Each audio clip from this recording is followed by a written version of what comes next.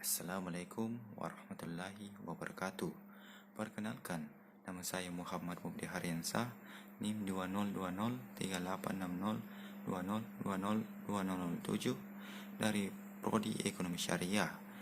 Bismillah, pada kesempatan ini saya akan memaparkan jawaban saya terkait pertanyaan yang ada pada soal midtest mata kuliah Sistem Moneter Islam, yaitu langsung saja untuk pertanyaan pertama adalah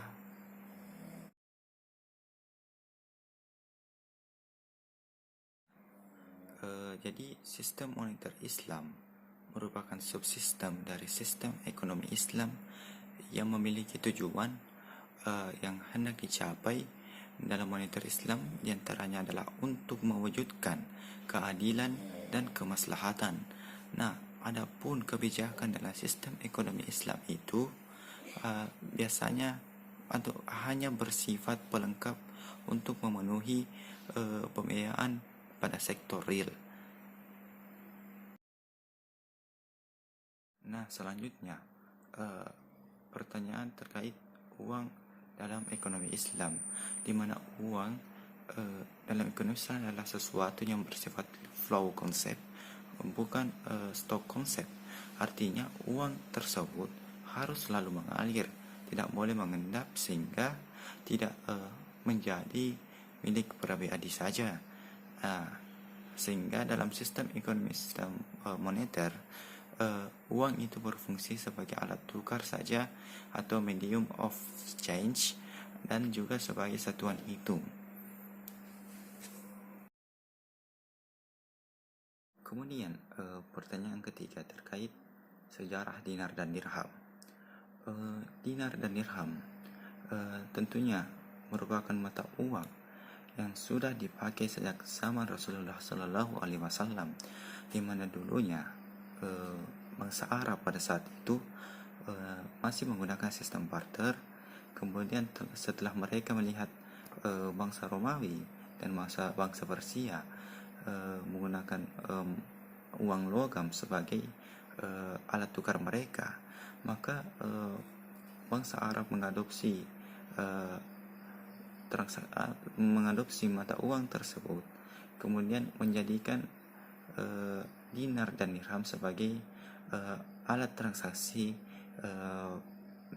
pada masa Rasulullah Sallallahu Alaihi Wasallam. Nah, di mana dinar dan dirham terbuat dari logam mulia, di mana dinar terbuat dari emas, sedangkan dirham terbuat dari perak atau silver. Nah, adapun pada zaman Rasulullah itu pembuatan dinar dan dirham dibantu oleh salah satu sahabat Rasulullah Sallallahu Alaihi Wasallam, yaitu Arkam bin Abi Arkam, di mana Arkam merupakan seorang yang memiliki keahlian dalam menempah emas dan membentuk emas tersebut. Kemudian value of time adalah suatu konsep di mana waktulah yang memiliki nilai ekonomi, bukanlah uang yang memiliki waktu.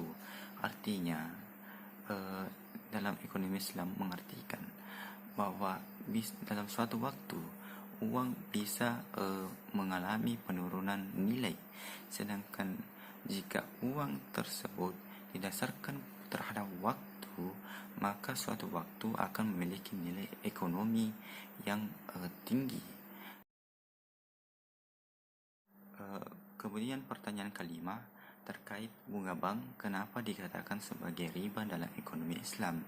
Karena pada dasarnya kalau kita tahu itu bunga bank biasanya itu merupakan penambahan dari beberapa nilai pinjaman atau utang dari si nasabah. Kemudian jelas sekali dalam Al-Quran atau dalam Islam menjelaskan bahwa riba itu dilarang dalam Islam karena memiliki penambahan yang menyengsarakan atau menyusahkan. Artinya, jika kita melihat praktiknya dalam bank-bank itu sendiri, khususnya bank konvensional, itu terkadang diberikan bunga yang cukup memberatkan para pihak peminjam atau nasabahnya, sehingga dikatakan bunga bank ini mengandung unsur riba di dalamnya.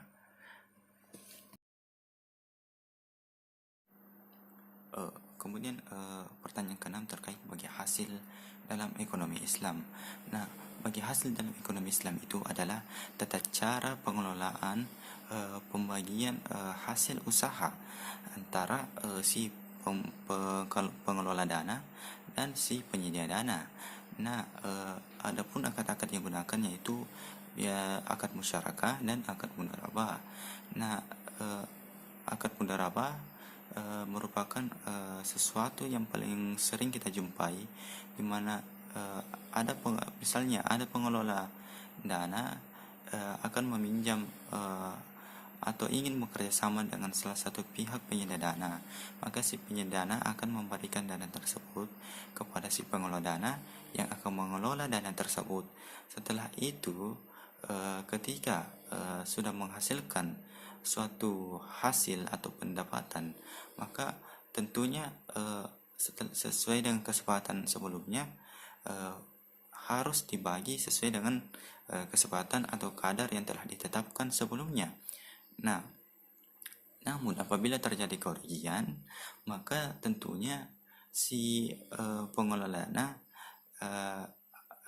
tidak menanggung beban atau risiko yang muncul atau kerugian yang ada, tetapi si penyedia dana yang menanggung kerugian tersebut.